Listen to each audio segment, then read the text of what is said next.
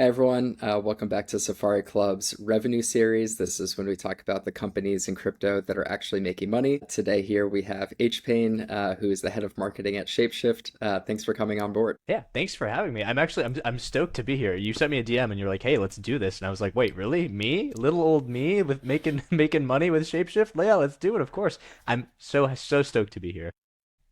Well, welcome. We're really glad to have you. I think that it's been a long time coming to talk to the companies that are actually making money, not just those that have massive mind share and haven't built anything yet. And ShapeShift has been around for quite a while, so excited to have you here. To get started, can you introduce yourself a little bit, talk a little bit about, your role at ShapeShift and anything you want to share about your background? Yeah, crazy. Okay, so just I have a little bit of a wild story. So I'm trying to make Tell it me. short for you guys, but it's a little lot. So I started in crypto back in 2015, around the same time Shapeshift was formed, like OG Shapeshift, like founded by Eric Voorhees Shapeshift. And it was a father-son project for my dad. My dad was like, "Hey, I've read about this thing called Bitcoin. You want to try it out? Father-son project time." And it was super fun. Like I didn't really understand the tech. I just liked spending time with him and then like coding. And I was like, "This is sort of cool. I don't really get it, but like." I like spending time with you, like awesome. Uh, so it sort of evolved through there. Kept mining all the way through college, and then graduated. And I graduated during the height of COVID, and I was like, great. Where do I go to work? And I distinctly remember like talking to my career counselor, and they were like, "You can work in HR, and you'll be happy." And I'm like, I would rather not do that. Like that sounds like a waste of my life. And no offense to anyone who's like working HR, but personally for me, that does not sound fulfilling. Um, so I literally looked around. I got an airdrop of Fox, and I was like, okay, what the heck is this Fox token? Why do I have so much of it? What's going on here? And so I jumped over to Shapeshift, and I was like, hey, are you guys hiring by any chance? And at that time, actually, fun random fact, I was supposed to work at Amazon doing. I was supposed to be like the head of distribution at one of their warehouses out here in California. And I was like, great, you're gonna pay me $200,000 a year. I love it. I'm getting a big boy job. Awesome. And it was 2 weeks before I was supposed to move. I packed all my stuff in boxes. I signed a lease for a new house all the way out in the middle of freaking nowhere. And I was ready to move, and I was like, okay, I'm gonna take 2 weeks off before I kill myself at Amazon and go do what I love. So I like did woodworking. I worked on my car. I got back into crypto. I was like checking the markets. I was like, oh, like what's been going on the last couple of years now that like things have sort of settled down. And I was like, whoa, like that's crazy. I'm gonna go see what's up here. And so I was poking around in Shapeshift. Like, hey, you guys hiring? Like, yeah, we actually are. And so I got a job, part-time job doing content at Shapeshift, and worked my way up inside the DAO and sort of climbed the ladder since 2021 to where I am now as the head of protocol relations and marketing at Shapeshift. And so that's sort of the short and skinny of how I got here. Crazy journey. Uh, but yeah, that's a little bit about me.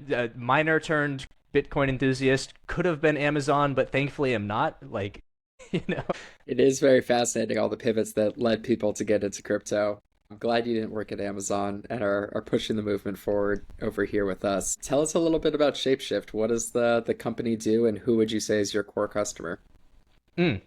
This is actually super cool. So Shapeshift, like the one thing that is interesting about Shapeshift is sort of the pivots we've gotten to get here, and we'll touch on that later. But Shapeshift, as it stands right now, is a multi-chain DEX aggregator, and you can almost imagine us. And the way I break this down to like the non-crypto people, everyone who listens to this podcast or probably watches it is probably a crypto native person. But if you're not and you're watching this, then the closest thing you could align us to is like Expedia, right? You go and you book a flight. You're like, I want to go from LA to Hong Kong. How do I get there? And it's like, would you like to go there fast? Would you like to go there with as few stops as possible? Like, here's the best bang for your buck. And like, here, you get one night free if you also book in this hotel stay, right? That's basically what Shapeshift does functionally. We aggregate 9 different swappers across, then we touch nine swappers across 15 chains. That touches Bitcoin, Solana, all the EVMs, most of the L2s, UTXO chains like Dogecoin, Litecoin, Bitcoin Cash, even, right? And so you can basically, our idea here is you can get anything to Bitcoin, Bitcoin to anything, at least considerably large chains, right? Not BSV, not like any of this other random stuff that's sort of garbage, but the main core chains that users want to use. We want to provide people thorough ways to get to and from those chains and trade effectively with the best pricing and compare these swappers dollars to donuts. That's functionally what Shapeshift does. Oh, And and who are the go ahead. yeah, who are the core users of ShapeShift? And this is super interesting because actually the core users of Shapeshift over the years has also changed, right? As our product has evolved, the core users have also changed, obviously, right? And so we currently are KYC free. So Shapeshift back in 2018, a little bit of history like about Shapeshift specifically, founded in 2014, became the third largest exchange. I think either in the United States or in the world, something like that. It was a centralized exchange, right? And then the U.S. was like, hey, crypto, you're crazy. Go KYC. Shapeshift, you're first. And we were like, like the first kid jumping off the diving board is always the most scared. We jumped off the diving board, KYC'd all of our customers. Everyone was like, yeah, not with that. They went over to Binance. We literally lost like 90% of our user base to Binance. This was pre-Binance.us. And then from 2018 to 2021, we were just sort of floundering, right? And we were like, okay, well, who's our customer? Like, is it people who want a KYC to trade crypto? Like, that's not our user. Our user is someone who wants to be permissionlessly, ninjing along the blockchain. And so we were sort of struggling, right? So then Eric Voorhees decentralized the company into a DAO. And then our target customer changed, right? And so since 2021 onwards, just to sort of frame where that's going, it's really been a really interesting niche market. Coinbase has their whole thing, like, let's bring everyone on chain. My Shapeshift's thing is, what's step 2 to that vision? Once you're on chain, what do you do? Shapeshift, right? That's like functionally like where we sit very concretely. It's like you have to know what crypto is. You have to have a self-custodial wallet. You have to functionally somewhat understand what gas is, or at least how to like interact with your tokens, even just like 10%. You don't have to be an expert, but you just at least have to like, oh, I have ETH. ETH is for gas. Awesome. Great. And that then Shapeshift is the right place for you. So it's to TLDR, right? Moderate to intermediate, even to advanced users who are moving size, let's just say $1,000 to $10 million, right, on chain, who are looking to get cross chain super easily and make sure they always get the best rate, best execution, and not have to connect to multiple interfaces. Because before Shapeshift, I would have like 8 tabs open, and I'd be querying PancakeSwap and Uniswap and SushiSwap, and I'd try to get the best rate across all those different things. What we've done is just swept all of that into one interface, get all those rates, and do it. And that's the most valuable to people who are self-custodial crypto users, who are like moderate to advanced DeFi crypto users. Awesome. And this is probably there's probably the pre-2021 answer and the post-2020 answer for this question, but how does your business make money today, and how has that changed since the pre-2021 times, or has it changed? Dude, okay, this is an arc. Like, I'm not even going to talk about pre-2021. The arc from 2021 to 2025 is a novel, and I should write a book about this, to be honest. So it's crazy. Shapeshift decentralized 2021. Literally, Eric was like, is the goat. He was like, hey, Fox tokens, go, be free. Like, in no vision, do what you're gonna do. Let the free markets decide. Like, truly libertarian. Like, let chaos reign. Figure it out. Right. So from 2021 to 2023. That was literally what we were doing. We were like, what are we doing? What's our purpose? And what we tried to do is we tried to build the everything app. We were like, okay, we're going to build Zapier, but we're going to have swaps, but then we're also going to build a wallet and a mobile app, and then we're also going to do this, and also, oh, and NFTs, like, those are super cool. Let's do that too. And it was just like this mess. And actually, Shapeshift, back to the monetization question, was completely free. So the idea we built when we first were Genesis out, we were like, oh, Shapeshift is a free to use public good, right? And that was like the whole era of like optimism, public goods on Optimism Arbitrum. Like, you don't charge fees, we're free to use. And here's the thing, everyone likes the idea of public goods, but no one wants to pay for them. It's sort of like if you go to a park in your city, like if you didn't have taxes, like taxes suck. Yes, taxes suck, but like the reason I can have a nice park by my house and go to it and walk around is because I pay taxes, which lets the city maintain it. And there really wasn't that cycle to help fund us. And so we were like quickly running out of money. 2023 hits and we're like, oh my God, like, we need to make money. We're literally about to go bankrupt. Like, literally, like, we were like 2 months away from losing everything. Like, literally having to fold the DAO and just be like, okay, like, we gave up. Like, it was almost a failed experiment.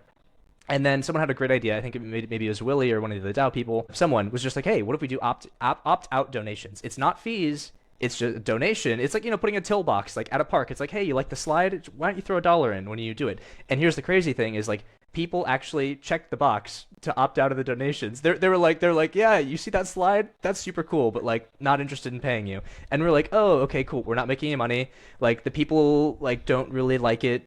Something's not working. Like, we're still gonna go bankrupt. Like, we're like panicking now. And so then we try Fox discounts. So Fox is an ERC20 token. We read through Snapshot. We have basically a bunch of different strategies where we can then query a person's Fox balance across all these different chains and calculate their discount that we could give them. All is a sigmoid curve. So based on the size of your trade and the size of your Fox bags, it placed you on this curve in a 3D graph. Dude, it was like the most big brain. Like, I didn't even understand it. I'm the head of marketing. It was like pull out the graph and plot your thing on the chart. And I'm like, dude, like this is crazy. So like, we started charging users for that. Fox discounts were great. The idea here was like we could generate revenue on swaps. But then, people are then now incentivized to buy Fox because we saw based on the feedback from the last one, people opting out of donations, like, oh, people don't want to pay fees. Oh, hey, like a pop-up would say, hey, you could pay $0 in fees if instead you just bought Fox. And at some point, there's an economic decision where it's like, you're paying more in fees than if you just bought Fox to get the free trades. But then after running that, I think we did that for a year, and no one was buying Fox. They were just paying the fees, and we were like, do you literally just hate money? Like, we're trying to appease the people who wanted the free tech, with the a platform that ties in the token model, and we're trying to like make it super sustainable and like, not to use the flywheel word, but like we're trying to like build in this mechanism where there's like buy pressure on Fox, and no one was having any of it. So fast forward to, I mean, not fast forward to like 8 months ago, maybe it was a year ago. I can't remember, but we followed the Phantom model, and we were like, you know what? Flat fee on all of our swaps. You guys are all paying 55 basis points every trade through ShapeShift, no size, big or small. You're all paying. And here's the other thing I forgot to mention. During that entire time, up until we added the flat 55 basis point, swaps under $1,000 were always free, right? So the thing with ShapeShift is, specifically target user are really those mid to higher level people. And if you're just doing a test swap, we're not trying to tax you. Like we're literally just like, just use the platform, and like the tech should speak for itself. But functionally, like what we were actually seeing also was people who were really penny pinching were then sending like ten $999 swaps, and we're like, you really just hate us. Like you physically, like, you just don't like what we're doing, like, and you don't want to go elsewhere, but you want to rub it in our face. Like I don't get it. And so with the 55 basis points flat, that's across all swaps. So if you're doing a penny swap, 55 basis points. $100,000 swap, 55 basis points. No discounts, none of that. However, I guess not that this ties into revenue, but it sort of does, is with the Fox token, we're like, okay, we need to integrate this. It was a blessing and a curse from Eric. He's like, great, you have a Fox token. And we're like, what does this do? And he's like, Fox. And we're like, cool, like now we have to build a product that also involves a token? Like, awesome. And there's no like TGE to hype up. Like there's no like, oh, when token. It's like the tokens existed for the last 8 years. Like, whoop-de-doo, like super cool. And so now with the Fox token, what we've done actually is we take 50% of our profits go to the DAO. That pays for our contributors, it pays for our workstream, pays for AWS, pays for the nodes and all that other crap.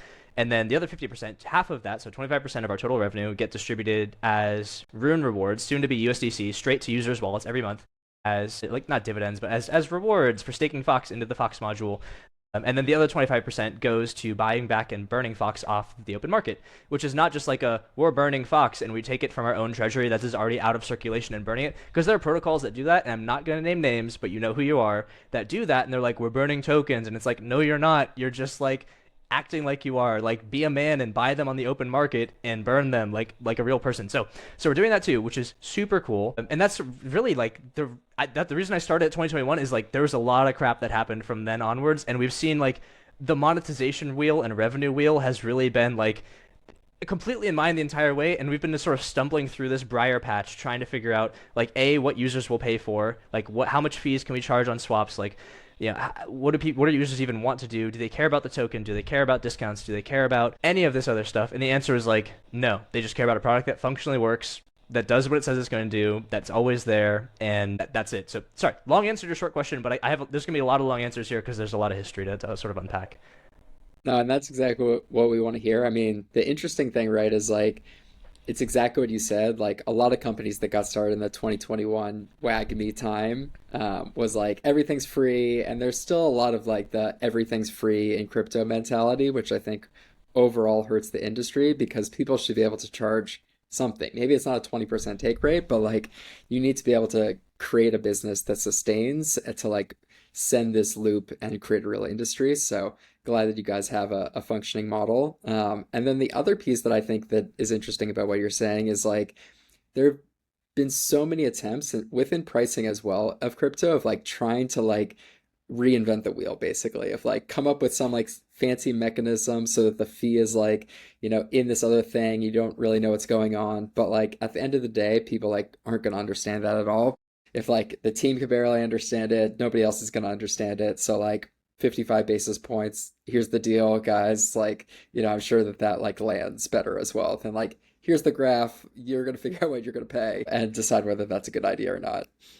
Dude, it was awful for like the go-to-market planning for Fox discounts because like I had to we had a slider and then it's like check out how much discounts you have, and then there's like a slider and it moved this this point on a 3D graph, and I'm like, listen, dude, like that's crazy. Like as a user, that's just too much variation for me. I don't get it. Like that's nuts. And then the other crazy thing I wanted to mention, we had a sit down, and we were, when we were deciding the fee model, and we were trying to figure out, like, this is like around the opt-out donations, and we were like, oh, we don't know if we want to charge fees, similar to the, like, we're all gonna make it, everything's, and then someone sat us down. I think it was like the ex CFO at ShapeShift. He was like, hey, like, what would it take so that we didn't have to pay anyone here any money?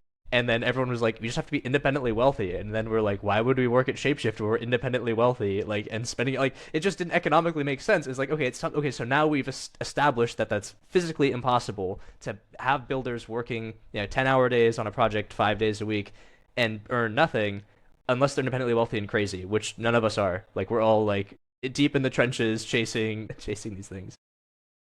Yeah, no, Yeah. for sure. I think a lot of DAOs in the 2021 days had that. You're like, wow, all these people could just like work for free. Like, what's up with that? That's so cool. I want to be one of those people. And then you realize that, like, yeah, it's just like five independently wealthy people that are running like a ship of like 100 people that think that they could get there, but are just working for that project. And then they all burn out. So, Yep. glad we're not in those days anymore, trying to create real businesses. And with that, tell us a little bit about, your journey to your first like 1 million in revenue. Like you had this arc that you described, but were there like certain growth channels that you also used? Because like, one is definitely pricing, but two is like, do you have the audience right? Do you have the like right way to acquire those people? What's sort of like the marketing strategy that was under the hood as these pricing discussions were evolving? Yeah, it's nuts. Actually, I was going through these questions. It's been like before this call, and I was like reflecting back on my journey, and I was like, "Oh my God, like this is like sort of embarrassing." But it's okay. I'm gonna air it all out in public, and it's gonna be Tell great. us. Yeah, it's crazy. So when we first started, it's interesting. Like the more we got oriented towards a business, the more actually like the marketing also got really detail oriented and was able to really like find down. Because here's the crazy thing: try to calculate ROAS on an app that's free. Yeah. It's always negative, and then the finance people are always like, "This isn't a good ad spend." I'm like, "Yes, because we don't make any money." So what do you want me to do? Like I can put out a tweet, like, and that's gonna be it. But like, there's no, like, how do you calculate LTV?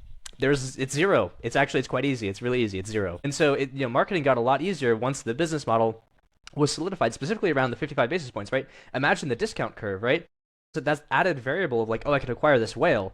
Shit, what if they buy Fox? Then we're not making any money. But then you have to factor in, oh, they're buying Fox on the open market, but then that's not reflected on my performance stats. It's reflected on the tokenomics team stats. And then now they're like, oh, the marketing, you're not doing your job. It's like, look, but like people are buying Fox, but then it doesn't convert to fees. And so that's another thing you have to factor in is like the take rate of someone actually converting to wanting to buy Fox, or maybe they already hold Fox. A really big learning. Actually, I was just talking with someone earlier today, and they were like, "Oh yeah, I'm looking to onboard people into the web app, onto our mobile app," and we were just shooting the shit. And I was talking about my learnings about at the beginning in 2021. I was trying to onboard, talking about we were the everything app. I was trying to go to these meetups and like onboard people to ShapeShift that were new to crypto, and they were like, "What's gas? I don't have $20 to Ethereum mainnet transaction." And it's like not realizing the audience, right? Like the audience was so widely scoped because it was like, oh, we do NFTs and we do this and we do this and view your portfolio and all this other crap. And it's like, no, no, no, like that was a disaster. We spent so much money and so much resourcing trying to attract the wrong kind of customer, right? Which was like, I'm not going to say the poors because that's like not the right thing to say, but it's like the people who are like in that weird transitionary stage where they're trying to get on chain, but they don't know how to get to it. And then they get to ShapeShift and they're like, no, that's not really what I want. And it's sort of by design. And so realizing that it's like, hey, like, look, we don't want you. Like, we want you, but like, take your time getting to us, go through the Coinbase flow, have your account restricted, do the whole, like, get sort of baptized by ritual, have the whole withdrawal pause, and then realize self-custody is the way, and that you can actually make more money on chain. And that's really firmly where we sit. And that's become super crystalline, like as we've sort of evolved this business model, and as we've been able to do that, which has also helped me get better tracking metrics on, like, it's like on-chain metrics. It's like, okay, now I understand my customers are all on-chain. Great. I'm just going to look at on-chain data. I'm going to smash that data with as much Web 2 data as I can. I'm going to build these massive CRM sheets. I'm going to have these data tables and SQL tables that sort of talk to itself.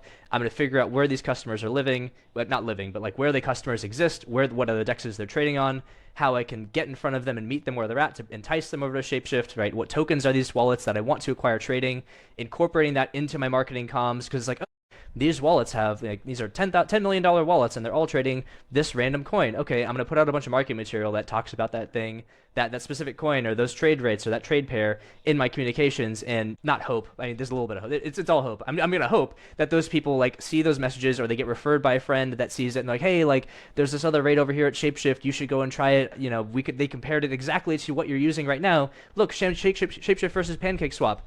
This is what you're using. This is what we want you to use.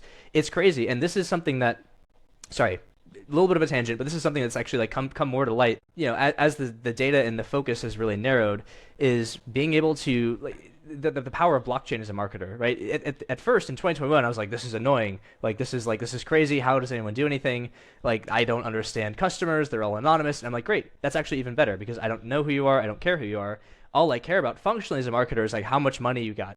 Like, and that seems really crazy, but it's like, how much money do you have? Where are you spending it? How often do you spend it?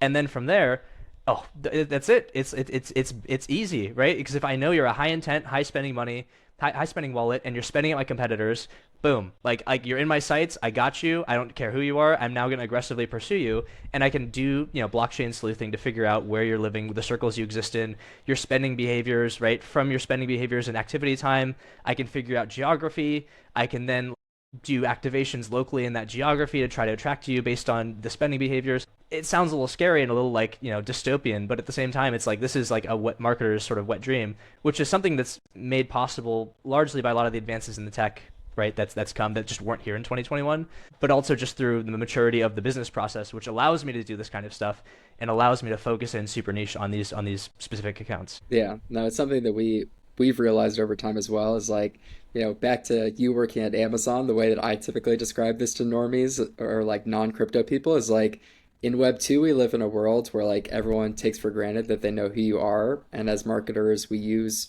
different signals about who you are to try and figure out like what you'll do. And in crypto, it's the opposite. Like we know all your Amazon, we know everything you've ever bought on Amazon, but we don't know who you are.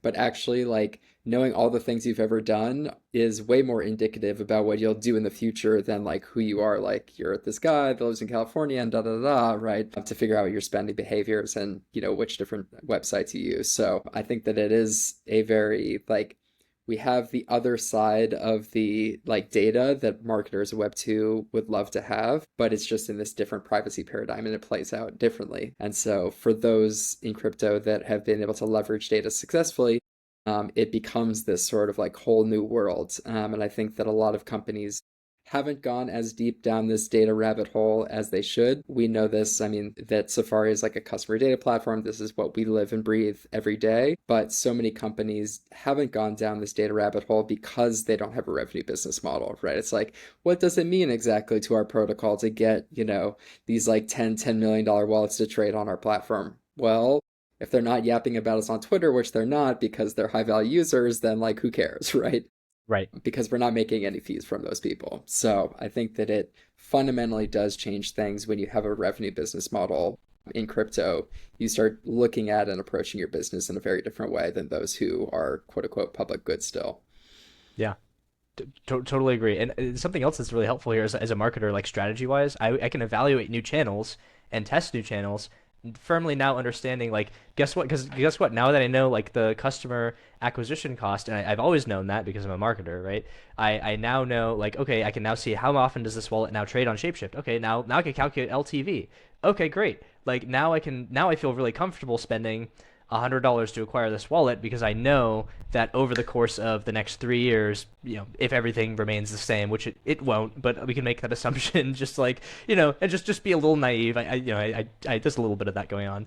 And it's like, okay, cool. Like this wallet is going to generate us $10,000 in fees. Awesome. I'm so happy to spend $100 to acquire this wallet, or like, even for a chance, like an 80% chance to acquire this wallet, happy to risk the $100 on it just to make it happen. Whereas in the past, actually the not having a business model hurt me as a marketer because it's like, oh man, like I don't know, $100 for this one wallet. That's crazy. I'm not gonna do that. That's like my entire budget. I can't spend $100 on one wallet. Where it's like, I can make more calculated bets ahead of time and actually project this stuff out. And actually, a random aside. Sorry, like going down a rabbit hole again. Can I do that?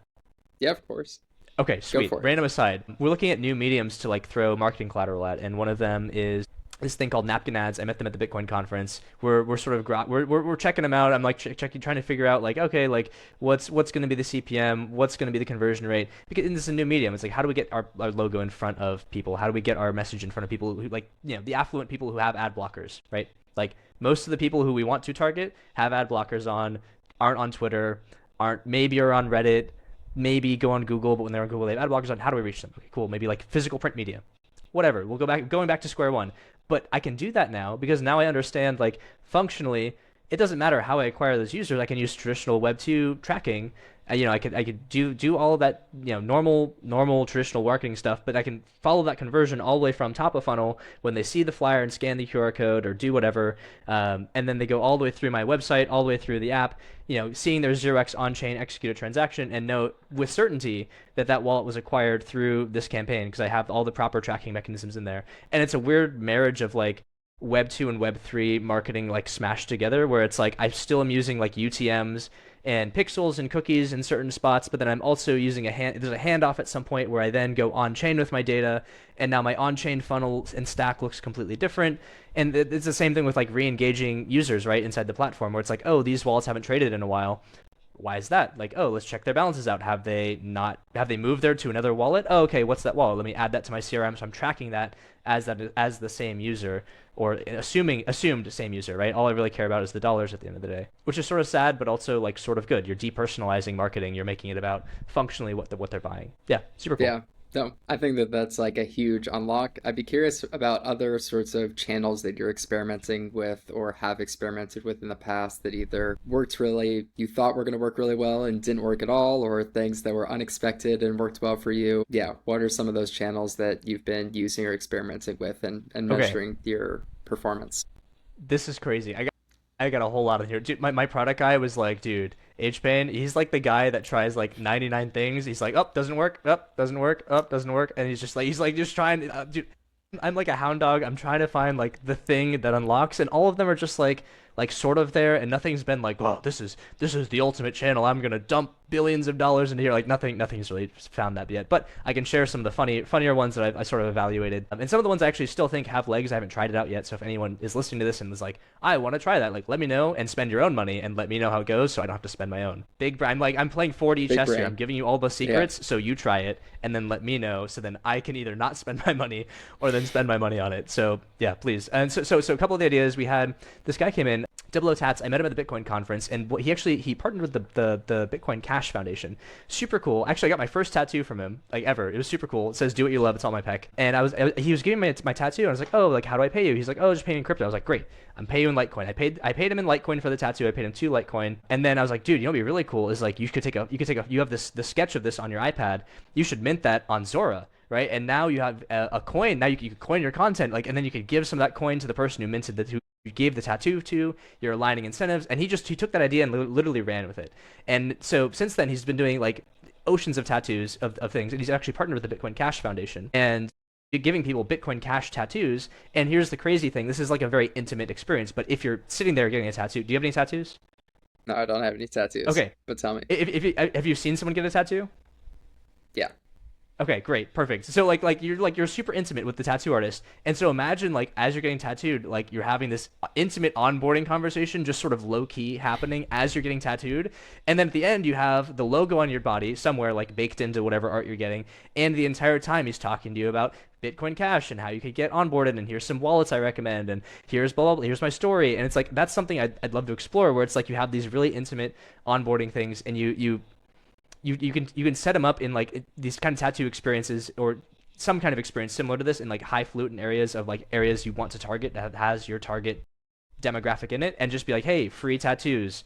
You can pay in crypto or tip me in crypto, and then the entire time it's a free tattoo. But you know, it's like if it's not free, if it's free, then you're paying in some way, and you're paying with your attention for 2 hours where you're listening to this guy yap about life and crypto and whatever. I think it's a pretty good idea. Like it seemed a little expensive for me because I was like, I don't know if I could pay like this much money per tattoo and like respect your time, but like it seemed pretty cool, like an intimate experience where you're getting onboarded and you sort of have a friend, and then after you get suggested a wallet and a chain, you get topped up with some gas, and then you're sort of like patted on the back and sent out. That seemed pretty cool to me. Honestly, I feel like that would be a great like content series like for a podcast. You just like sit someone down, live stream, they're getting onboarded. That'd be pretty funny.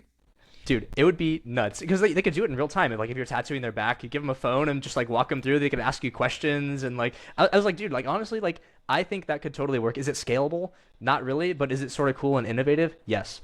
A couple of things we've done, like and shape. It's weird, dude. ShapeShift is a DAO. Fundamentally, we don't have an entity, right? It's so a lot of this is going through, a company, a different company, or a company I own, or another contributor's company to like get the permits to do this. One of the things ShapeShift has been able to do is run OOH stuff, right? So doing OOH activations in Vegas when we have like the Bitcoin conference, or we had Rare Evo was a Cardano conference. We were able to like go and like put up a bunch of billboards and like measure the brand lift from that and do a whole bunch. It's crazy. Like a DAO did that, like which is honestly the astounding part. It's not the fact that we put a billboard up there. It's like, dude, like a DAO came together, funded and created an asset for a billboard that looked sick, by the way. It looked awesome. It got an organic lift from Bitcoin Magazine because Bitcoin Magazine was like Bitcoin billboard in Vegas, and so we got a ton of we got literally it was like 500,000 impressions digitally of a picture of the billboard plus the impressions from the billboard. That was sick, and it had like the Bitcoin logo. And then I made sure I was like, dude, every time there's a Bitcoin logo, you have to put the Shapeshift logo there, and you have to be like trade Bitcoin, so everyone knows, right? It's like even if they're like, oh, Bitcoin, they see Shapeshift there, like subconsciously they're seeing the logo. There's a little repetition there. That went super well, and like honestly, the voice share of voice there was not too terrible. It was like a 30% share of voice, and for like 2 weeks, it was like $4,000. Like it was expensive, but it was like for Vegas, right in front of Caesar's It's like Palace, like four grand is not that much for a out of home advertising it campaign at was. all. We got a sweetheart deal. I don't know how we did it, but like I was working with a broker and they were like, this inventory is going right now. You need to pay us and we can lock it down, or else like it's not. I was like, great, take the money. Those are probably like the two like weird highlighted ones. Like we've tried like the traditional like Reddit ads, Twitter ads, programmatic display, like and actually crazy. I could talk way more about that later without going on at length anymore about that. But like trying really hard. And this is my theory, right? And I might have mentioned this earlier, so apologies if I'm repeating myself. But like I strongly think that like marketing in crypto, there's some element of having something physical in your hand or in real life to like interact with that makes it so much more like tangible and real. And it also like I think I did mention this earlier, where it's like all the rich people, or not rich people, all the people who are on chain are either have ad blockers or don't go on these like weird like brain rot sites like X and Reddit and whatever. Like they just don't. They're like, I'm gonna go drive my golf cart or my Lamborghini. I'm gonna enjoy a salad and I'm gonna look outside and go on a walk. It's like, okay, how do I find those people? How do I meet them where they're at? And as a marketer, it's like you in real life as a real person meeting them there. And so trying to find out new ways to do that, like those napkin ads or like postcards or like I was even thinking like mail flyers. It's like, dude, like find these neighborhoods, target them, put stuff in their mail, and it doesn't even have to be like a hard call to action or a sell. It's just the logo and be like, hey, you could trade Bitcoin here, no KYC, private, boom. And that's it. Not even a hard sell, just an awareness thing where all of a sudden these people, we want them to feel like they're seeking us out and they're the smart ones, right? So we position it so it's like, oh, like you're the intelligent one, go do the research, and then they go find us and they're like, oh, it's actually a really good idea. And so it's, yeah, I'm shutting up now, but that's sort of the long and short about some of the different marketing channels and things we've done. Yeah, no, it's super cool. I haven't heard of too many companies that have done like direct mail and too much like out of home advertising. So that's very, very interesting. I'd like to see us do more of that too, because you probably catch people as well that have nothing to do with crypto, but are, wealthier people that you want that are in your real target audience. So yeah, it'd be interesting to see how that all comes together.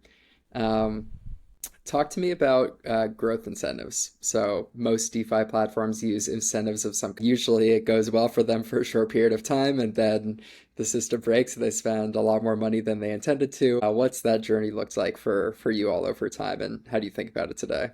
Oh my God, dude, these are like, I was literally, this is one of those moments again. I was reading this question. I was like, oh my God, it's coming back to haunt me all over again. The So, good thing so is every marketer is in the same boat as you, though. great. I'm happy. We're all in this together, guys. Like, yeah, we're all in this together. So also, sorry, do you have a hard cutoff?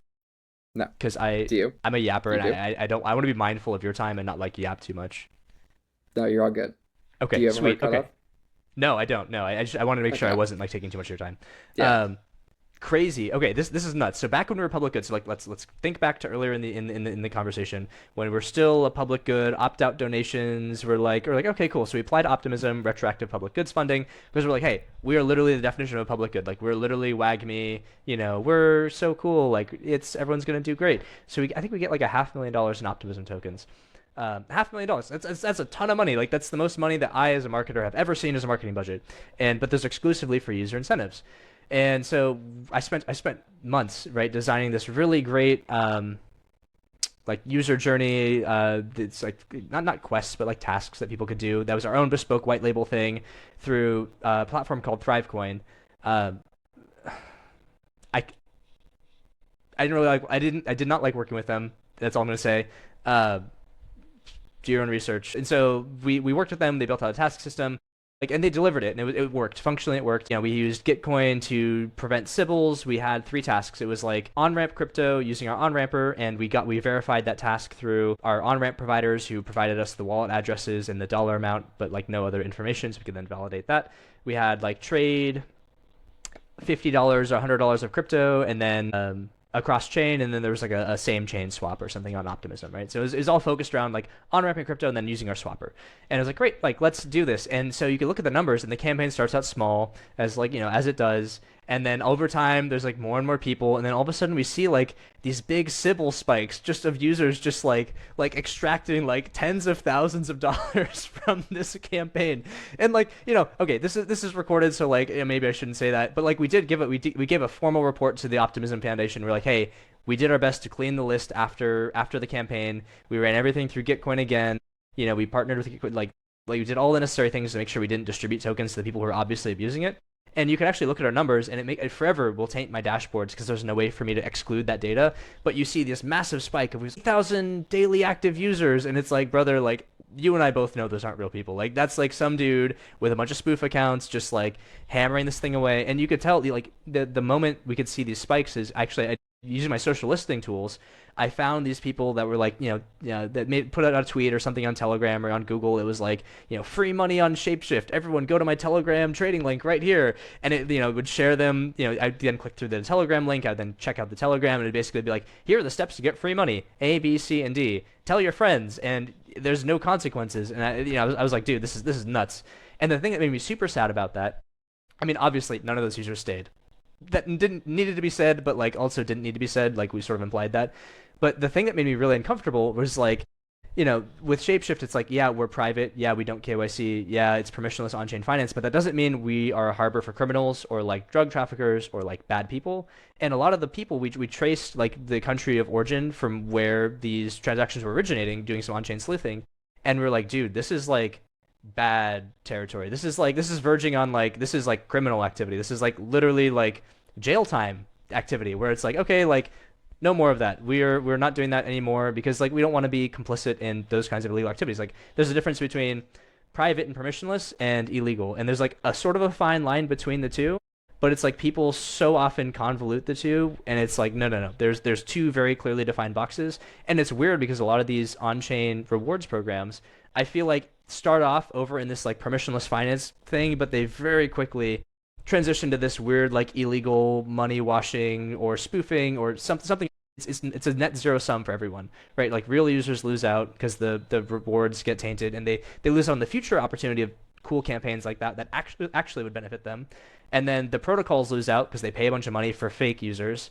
And then net world writ large loses out because now all these criminals have more money, which is not good. So that's like the short and skinny on that. There was a whole write up. You can check the Optimism forum if you want the official like Shapeshift write up. It should still be there from back in 2023. You can go look at all the data and all the charts and the spreadsheets, and we presented it to them. And overall, like we framed it as a success, but like it wasn't, right? Because we had to say it was a success because otherwise we were gonna get like our necks chopped off or something. I don't know. We were like, great, like this sort of worked, I guess. Like we're never doing this again. Thank you. So that's Yeah. that.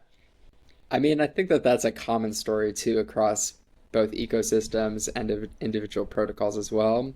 I feel like Sybil is one of these things that, and things that come with Sybil on the bad actor side are one of these things that not that many people have really figured out as well.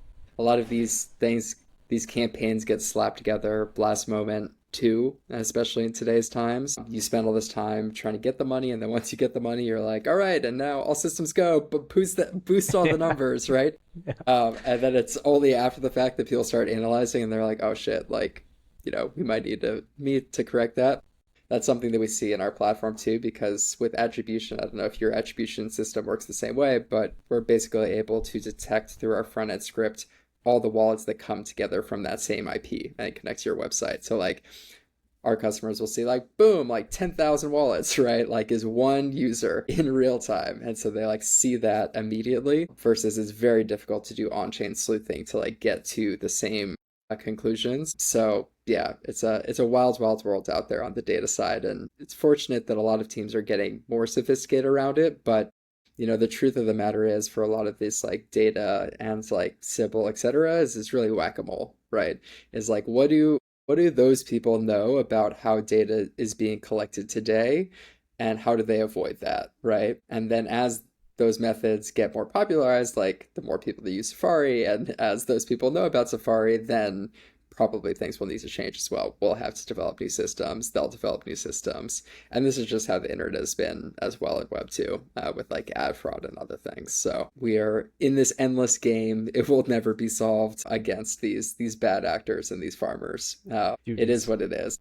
it's crazy. And I guess like one last thing around like token incentives is like because of this, and this is one of the sort of the detriments of like it being like on chain being sort of permissionless in a way that like at least Shapeshift specifically, we don't have a backend, right? Like Shapeshift is functionally the closest you'll ever get to touching a blockchain, like physically touching a blockchain without having to actually like type in any code to like push raw transactions on like Etherscan. Like literally like there's like nothing else there. It's like the thinnest of thin node parsing backends. That's it.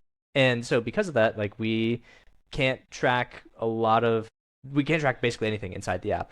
When we're looking at getting some of this data, like we functionally can't, right? Like it's like okay, how do we prevent bad actors?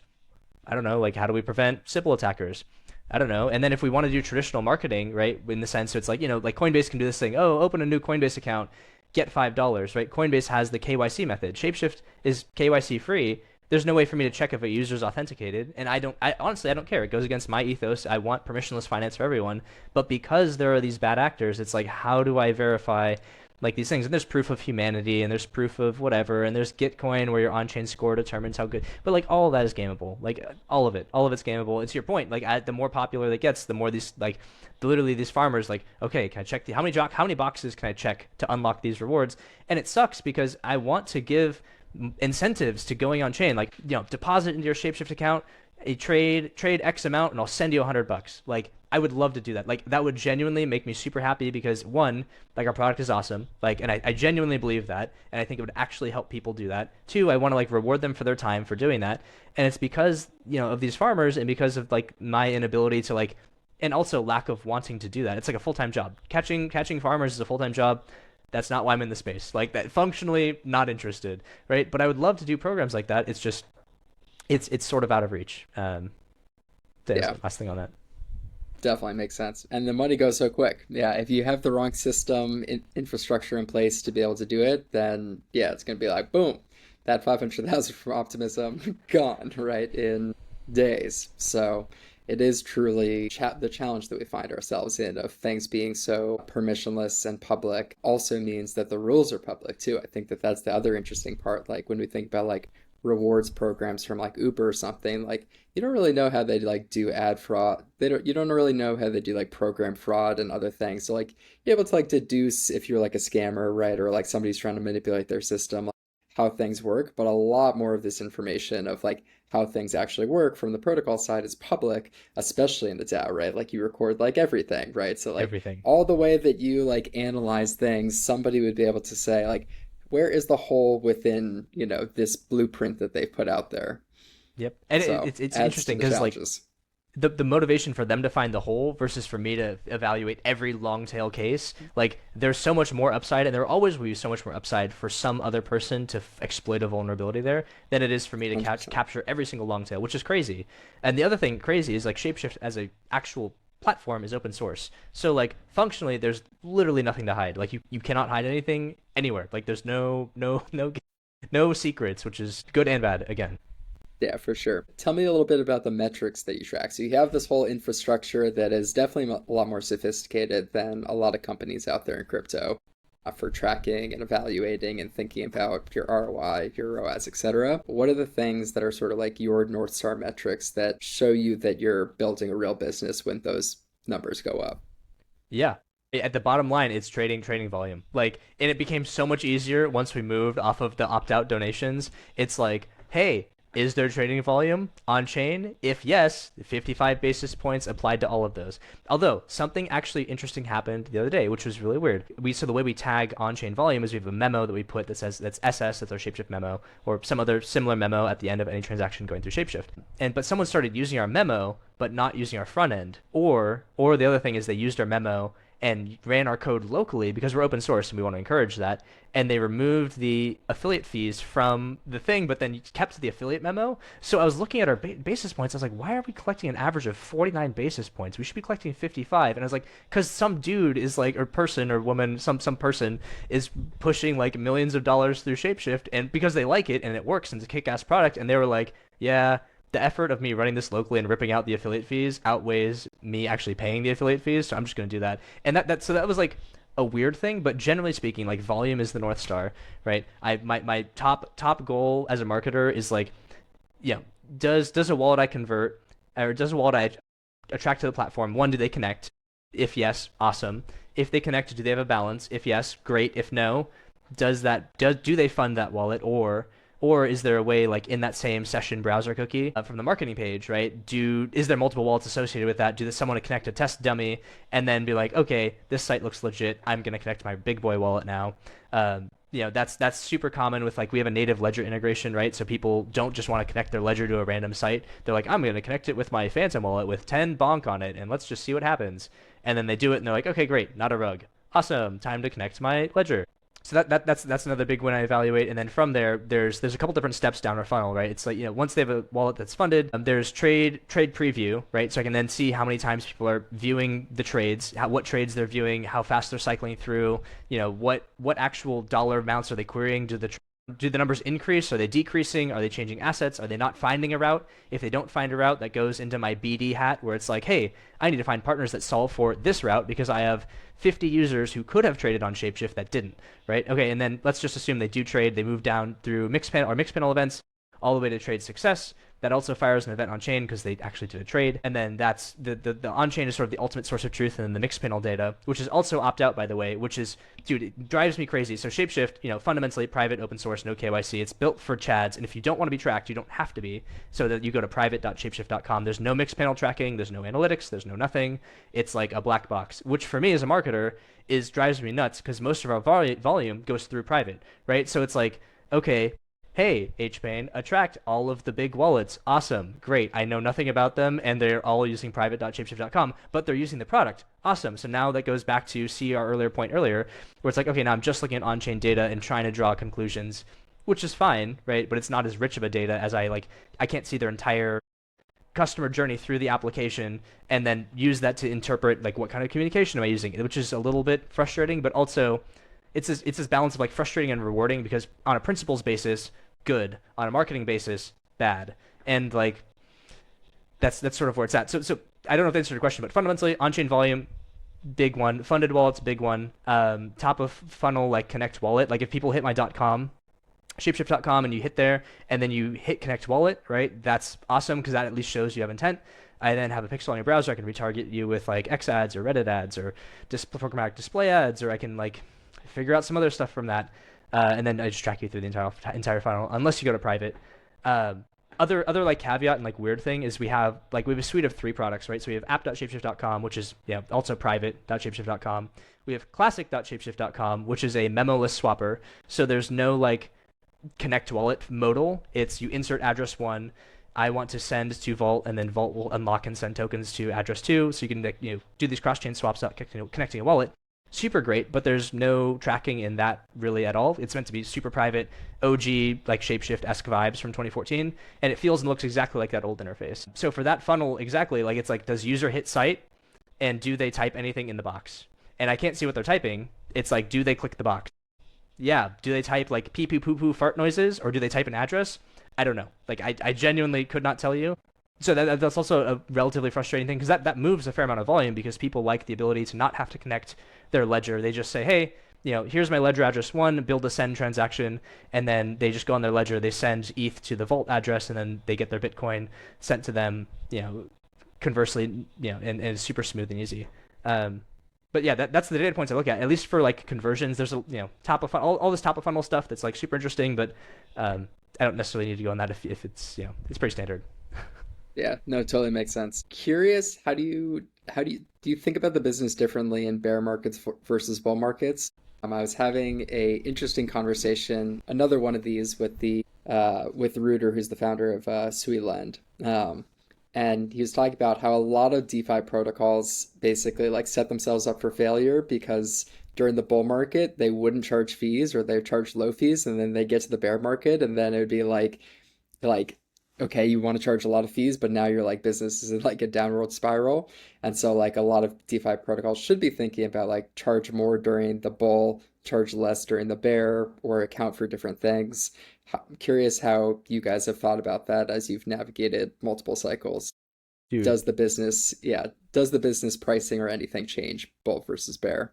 so no, actually, and it's consistency, and that's something I've learned like through like doing all this other random shit. Like it's like from the discount donations to the weird discounts to the whatever. It's like customers like what makes a customer the happiest is like the product works and it's what they think it's gonna happen. Right? If you surprise them with something bad, even if it's like a price discount, right? Then when you raise prices back up, they're like, "You're trying to screw me out." It's like, no, the fee is 55 basis points. It's always gonna be 55 basis points. Shut up and pay it, right? And that's actually quite cheap. If you do the same swaps that you would do on Shapeshift through Ledger, you would pay 1.3%, which is 130 basis points. So that's over double what Shapeshift charges, right? So when it comes to pricing, it's like we've actually adjusted our pricing. We've looked at all of our competitors on chain who do similar rates and similar routes than us, but none of them do all the routes we do. And we say, okay, where's the exact middle of the pack? And we calculated that to be 55 basis points. So we have a bunch of people charging more than us. We have some people, and this is crazy. This is sorry, tangent that gets me to where your question, but I promise it's going somewhere. But we have some people who are then now opening free interfaces, and they're like, "Oh, it's a public good. Wag me, wag me." And I'm like, "Listen, dude. Like, we were there 3 years ago. I want to stop you while you're ahead and just tell you not to do it because it's not sustainable. Like, you have AWS costs, you have marketing costs, you have staffing costs. Like, it literally, you're going to crumble the company if you do that. Even if you have another pillar generating enough money, it's not the way. But anyways, I digress. So there's some people charging 0 basis points, some people charging 30. We positioned ourselves right in the middle of the market. So the average person who comes in, maybe they use a competitor where they're like, oh, you're a little bit more expensive. That's fine. Or come over to us from Ledger and they're like, oh, I'm saving half as much in fees. That's crazy. And then they feel really ecstatic, right? So either way, you're positioning yourself for a win, in my mind, at least from a customer perspective there. The other thing, and this is nuts, and I'll send you screenshots after this call, but this is really fascinating, is my Mixpanel data. We look at customer acquisition charts on Mixpanel, right? And so we see when Bitcoin is up, and I've done this before. I've literally overlaid my Mixpanel data with Bitcoin price, and I swear to God, the R squared of how they track is like a 99. It's crazy. Like it literally Bitcoin up, users up, Bitcoin down, users down. Like it literally tracks completely. Like, and then marketing event happens, and then maybe there's a little divergence, but then it goes back to the price of Bitcoin. And it's like cool. Like all you're doing is the marketing event. All you're doing is resetting the baseline, so now it just tracks one for one. The other thing, right, is the crazy thing that's the opposite of that actually is if you look on the Apple Store for Shapeshift, if you have a mobile app, right? If you look on our Apple Store attribution for top of funnel, it's the inverse, which is crazy. And I thought that was nuts. So markets go down, impressions and downloads go up. And it's interesting because my hypothesis is, and I have no data to actually substantiate this, by the way. This is just me making shit up because that's just what I do as a marketer is I just try to assign meaning to data and then I try to act on it. But basically what I feel like is from the mobile app, people feel sidelined and Bitcoin's down. They're like it's that meme where like Bitcoin's down, they're like, what a great deal, I'm gonna buy that. And then Bitcoin's up, they're like, I'm not gonna buy that shit. And it literally like I think that's the narrative in people's heads because impressions will literally spike. Bitcoin's down, impressions spike way up in the app store, downloads spike way up, Bitcoin's up. No one cares about Bitcoin, no one cares about Shapeshift. Like but it tracks one for one. Again, the R squared for that data was, I think it was a little lower. It was like 89% or something, or 0.89. But it was a pretty compelling R squared, which made me think like that was a pretty positive negative correlation. So I guess that's how like, and that, like, we could just literally take that market trend data and apply that as the markets move. It's like as the markets go down, app installs should go up and daily visitors and traders should go down, and then conversely they just flip flop. And it like either way, I'm sort of winning, question mark. It's like either acquisition is going up or and usage is going down, or usage is going up and app acquisition is going down. But either way, we're sort of trending up and to the right because we're moving along this linear sliding scale where I'm either acquiring new users or increasing trading volume. And as long as we're like slowly moving up and to the right, like I'm totally fine with that. Yeah, no, for sure. We're gonna wrap here with this last question. Zooming out, what does success look like for you and ShapeShift in the coming few years? Is it increasing trading volume? Is there new products on the horizon? Keeping it as it is? What does the company and you look like 2 years from now? Crazy. Yeah. So actually, Shapeshift is building an AI. Like, we're building an AI agent, guys. Woo. Yeah, we're building an AI agent to abstract away the front end, right? To make crypto even easier for people to use. So, connect any wallet as you could in Shapeshift right now. Talk to the chat, be like, I want to trade Bitcoin to ETH. And then it's like, would you like to do this? And you're like, yes, I would like to do that to make it super simple for people. So we're building that. That's going to be super great. Success looks like writ large, right, across all of our platforms, whether it's classic.shapeshift, app.shapeshift, or this new trading AI bot, hitting probably if we could do like $100 million of volume a month, that would be totally. I'd be cool with that. Like that, I'd be super great with that. 55 basis points on 100 million is more than enough to like cover our expenses plus revenue distribution for our Fox stakers, plus like investing in future projects. Like Shapeshift itself has incubated a couple different projects on top of us just like progressing along and trying to build our company, right? So being able to continue to like build cool shit like on chain that proliferates like the idea of Shapeshift being an on chain community of builders that like believes in this certain set of tools and beliefs. That's a big success in my end. For me personally, I would love to have more marketing budget. Like that would be super. Like I like and being able to try more things, right? If in 2 years, if I were to look back on this podcast and be like, wow, like I looked so not tired and so full of energy. Wow, look at him. I remember back in those days. I would say like looking forward because I probably will do that in 2 years. Be like, okay, like have I tried almost everything that I could have in terms of different channels, different communication methods? Have I like tried implementing AI into my tech stack? Have I tried new ways to look at the data? Have I tried, and success for me personally looks like trying all these different things and seeing what sticks. Because with crypto specifically, it's like it's going to be some mixture of what we know, what we don't know, and like somewhere in the middle they're going to meet, and that's going to be the real unlock for users. And so success for me is like getting a little more budget would be great, but also like I can make do with a lean budget. I've been making do just fine over the last couple of years. But being able to success would be literally trying these new things and figuring out what works. That would make me super happy. Awesome. That's a great point to end on. Thanks so much for being here with us. Yeah, thanks, man.